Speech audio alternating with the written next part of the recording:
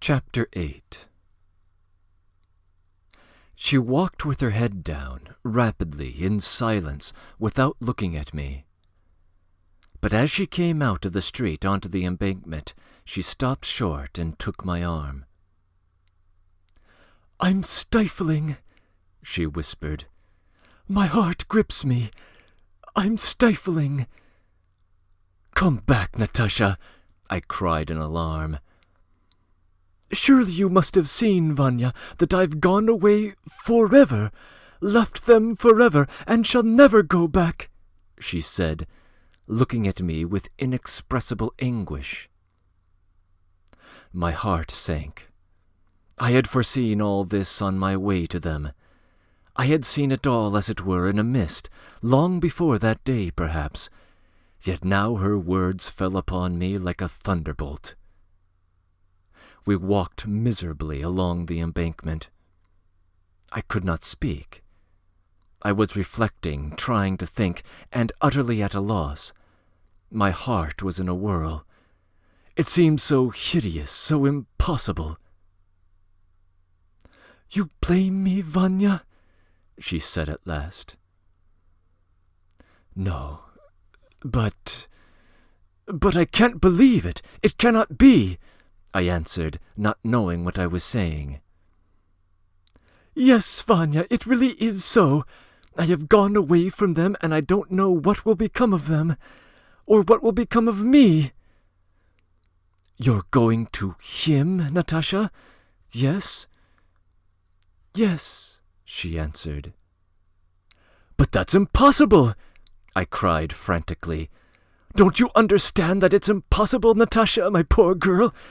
Why, it's madness. Why, you'll kill them and ruin yourself. Do you understand that, Natasha?" "I know, but what am I to do?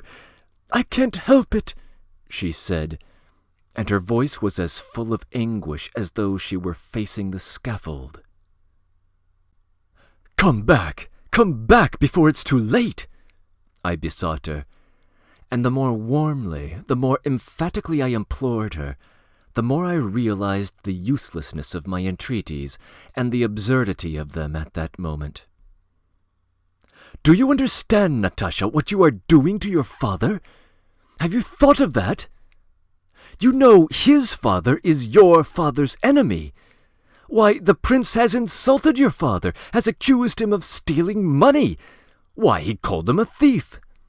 You know why they've gone to law with one another. Good heavens, and that's not the worst. Do you know, Natasha? Oh, God, of course you know it all.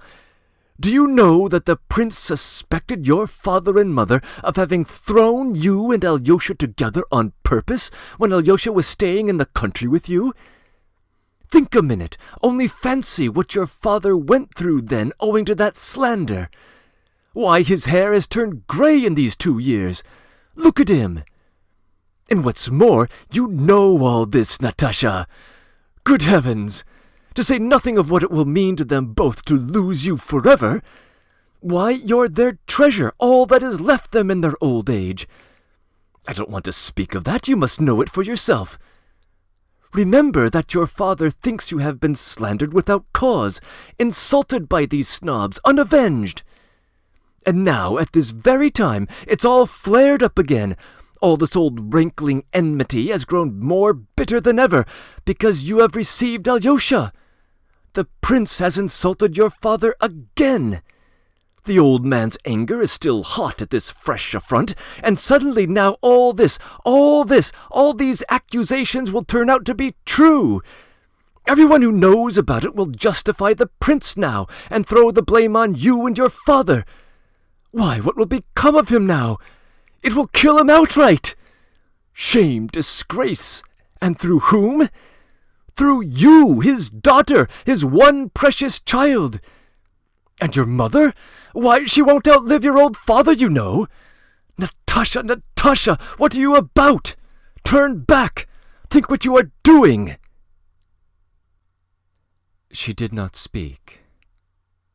At last she glanced at me, as it were, reproachfully. and there was such piercing anguish, such suffering in her eyes, that I saw that apart from my words, her wounded heart was bleeding already. I saw what her decision was costing her, and how I was torturing her, lacerating her with my useless words that came too late. I saw all that, and yet I could not restrain myself, and went on speaking. "Why, you said yourself just now to Anna Andreevna that perhaps you would not go out of the house, to the service. So you meant to stay, so you were still hesitating?" She only smiled bitterly in reply. And why did I ask that? I might have understood that all was irrevocably settled. But I was beside myself, too. "Can you love him so much?" I cried, looking at her with a sinking at the heart, scarcely knowing what I was asking. "What can I say to you, Vanya? You see, he told me to come, and here I am waiting for him," she said with the same bitter smile. "But listen, only listen," I began again, catching at a straw. "This can all be arranged differently, quite differently. You need not go away from the house. I'll tell you how to manage, Natasha. I'll undertake to arrange it all for you, meetings and everything. Only don't leave home.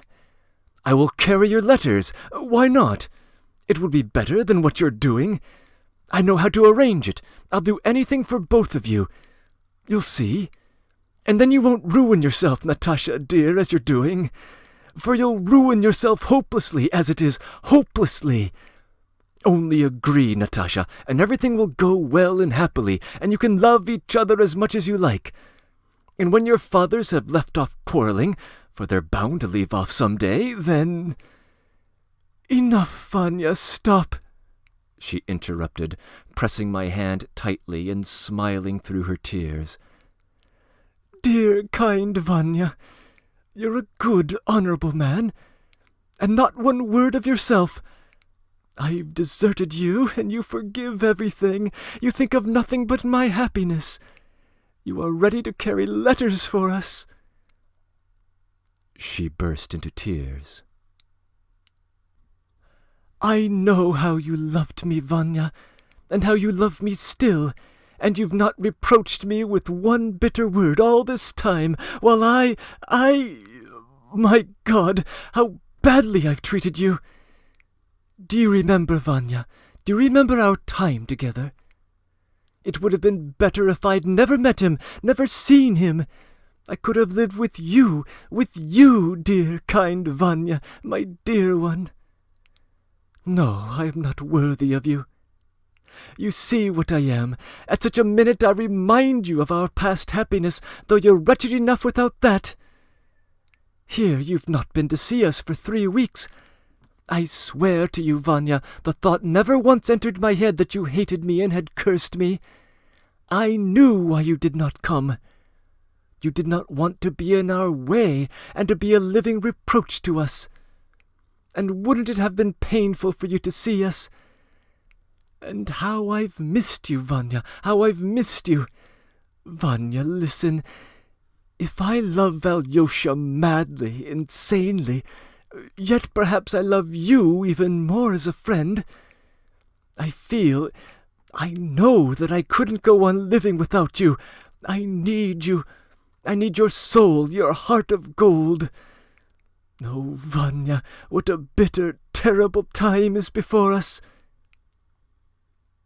She burst into a flood of tears. Yes, she was very wretched.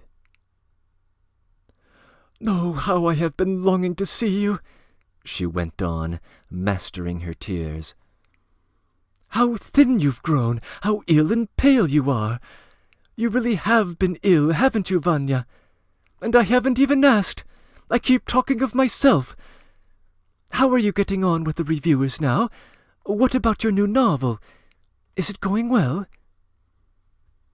As though we could talk about novels, as though we could talk about me now, Natasha. As though my work mattered. That's all right, let it be. But tell me, Natasha, Did he insist himself that you should go to him?" "No, not only he. It was more I. He did say so, certainly, but I, too. You see, dear, I'll tell you everything. They're making a match for him with a very rich girl of very high rank and related to very grand people. His father absolutely insists on his marrying her, and his father, you know, is an awful schemer. He sets every spring working, and it's a chance that wouldn't come once in 10 years. Connections, money, and they say she's very pretty and has an education, a good heart, everything good. Alyosha's attracted by her already, and what's more, his father's very anxious to get it over so as to get married himself. And so he's determined to break it off between us. He's afraid of me and my influence on Alyosha." "But do you mean to say the prince knows of your love?" I interrupted in surprise. "Surely he only suspects it, and is not at all sure of it?" "He knows it. He knows all about it." "Why, who told him?" "Alyosha told him everything a little while ago. He told me himself that he had told him all about it." "Good God, what is going on? He tells all this himself, and at such a time?" "Don't blame him, Vanya," Natasha broke in. "Don't jeer at him. He can't be judged like other people. Be fair. He's not like you and me. He's a child. He's not been properly brought up. He doesn't understand what he's doing. His first impression, the influence of the first person he meets, can turn him away from what he has promised a minute before. He has no character. He'll vow to be true to you, and that very day he will just as truthfully, just as sincerely devote himself to someone else. And what's more, he'll be the first person to come and tell you about it. He may do something bad, but yet one can't blame him for it, but can only feel sorry for him. He's even capable of self-sacrifice, and if you knew what sacrifice! But only till the next new impression, then he'll forget it all. So he'll forget me if I'm not continually with him. That's what he's like." "Ach, Natasha, but perhaps that's all not true. That's only gossip. How can a boy like that get married?" "I tell you, his father has special objects of his own." "But how do you know that this young lady is so charming, and that he is already attracted by her?" "Why, he told me so himself." "What? Told you himself that he might love another woman, and demands this sacrifice from you now?" "No, Vanya, no. You don't know him. You've not been much with him. You must know him better before you judge of him. There isn't a truer and purer heart than his in the world. Why, would it be better if he were to lie? And as for his being attracted by her, why, if he didn't see me for a week, he'd fall in love with someone else and forget me, and then when he saw me, he'd be at my feet again. No, it's a good thing, I know it, that it's not concealed from me, or else I should be dying of suspicion. Yes, Vanya, I have come to the conclusion, if I'm not always with him continually, every minute, he will cease to love me, forget me, and give me up. He's like that. Any other woman can attract him. And then what should I do? I should die. Die indeed. I should be glad to die now. But what will it be for me to live without him? That would be worse than death itself, worse than any agony. Oh, Vanya, Vanya, it does mean something that I've abandoned my father and mother for him. Don't try and persuade me. Everything's decided. He must be near me every hour, every minute. I can't go back.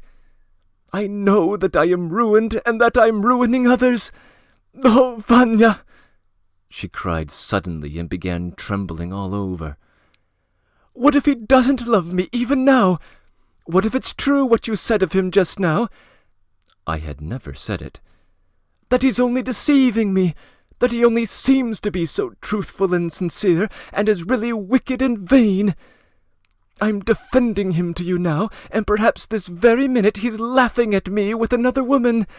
And I'm so abject that I've thrown up everything, and am walking about the streets looking for him. Oh, Vanya!" This moan broke with such anguish from her heart that my whole soul filled with grief. I realized that Natasha had lost all control of herself. Only a blind, insane, intense jealousy could have brought her to this frantic resolution. But jealousy flamed up in my heart too, and suddenly burst out. I could not restrain myself. The horrid feeling drew me on. "Natasha," I said, "there's only one thing I don't understand. How can you love him after what you've just said about him yourself? You don't respect him, you don't even believe in his love, and you're going to him irrevocably and are ruining everyone for his sake. What's the meaning of it? He'll torture you so as to spoil your whole life. Yes, and you his too. You love him too much, Natasha, too much. I don't understand such love."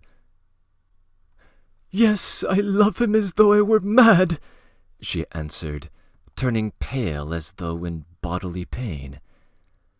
"I never loved you like that, Vanya.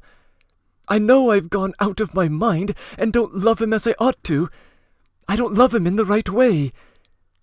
Listen, Vanya, I knew beforehand, and even in our happiest moments I felt that he would bring me nothing but misery.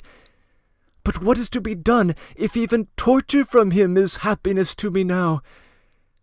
Do you suppose I'm going to him to meet joy? Do you suppose I don't know beforehand what's in store for me, or what I shall have to bear from him? Why, he's sworn to love me, made all sorts of promises, but I don't trust one of his promises. I don't set any value on them, and I never have, though I knew he wasn't lying to me, and can't lie. I told him myself, that I don't want to bind him in any way. That's better with him. No one likes to be tied, I less than any. And yet I'm glad to be his slave, his willing slave, to put up with anything from him, anything, so long as he is with me, so long as I can look at him. I think he might even love another woman if only I were there, if only I might be near. Isn't it abject, Vanya?"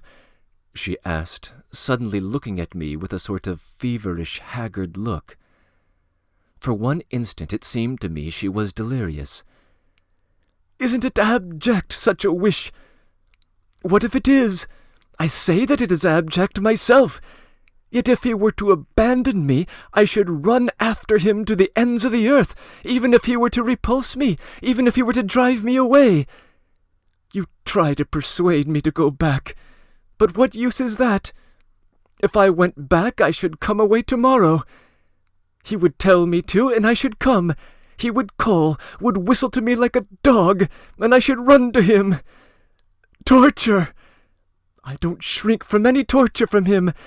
I should know it was at his hands I was suffering. Oh, there's no telling it, Vanya." And her father and mother? I thought. She seemed to have already forgotten them. "Then he's not going to marry you, Natasha?" "He's promised to. He's promised everything. It's for that he's sent for me now, to be married tomorrow, secretly, out of town. But you see, he doesn't know what he's doing. Very likely he doesn't know how one gets married. And what a husband! It's absurd, really. And if he does get married, he won't be happy. He'll begin to reproach me. I don't want him to reproach me for anything, ever. I'll give up everything for him and let him do nothing for me. If he's going to be unhappy from being married, why make him unhappy?" "Yes, this is a sort of frenzy, Natasha," said I. "Well, are you going straight to him now?" "No, he promised to come here to fetch me. We agreed." And she looked eagerly into the distance, but as yet there was no one. "And he's not here yet, and you've come first!" I cried with indignation. Natasha staggered as though from a blow. Her face worked convulsively. "He may not come at all," she said with bitter mockery. "The day before yesterday he wrote that if I didn't give him my word that I'd come, he would be obliged to put off his plan of going away and marrying me, and his father will take him with him to the young lady. And he wrote it so simply, so naturally, as if it were nothing at all. What if he really has gone to her, Vanya?" I did not answer. She squeezed my hand tight, and her eyes glittered. "He is with her," she brought out, scarcely audibly. "He hoped I would not come here, so that he might go to her, and say afterwards that he was in the right, that he told me beforehand I wouldn't, and I didn't. He's tired of me, so he stays away. Ugh, my God, I'm mad. Why, he told me himself last time that I wearied him. What am I waiting for?" "Here he is!" I cried, suddenly catching sight of him on the embankment in the distance. Natasha started, uttered a shriek, gazed intently at Alyosha's approaching figure, and suddenly, dropping my hand, rushed to meet him. He, too, quickened his pace, and in a minute she was in his arms. There was scarcely anyone in the street but ourselves. They kissed each other, laughed. Natasha laughed and cried both together, as though they were meeting after an endless separation. The color rushed into her pale cheeks. She was like one possessed. Alyosha noticed me and at once came up to me.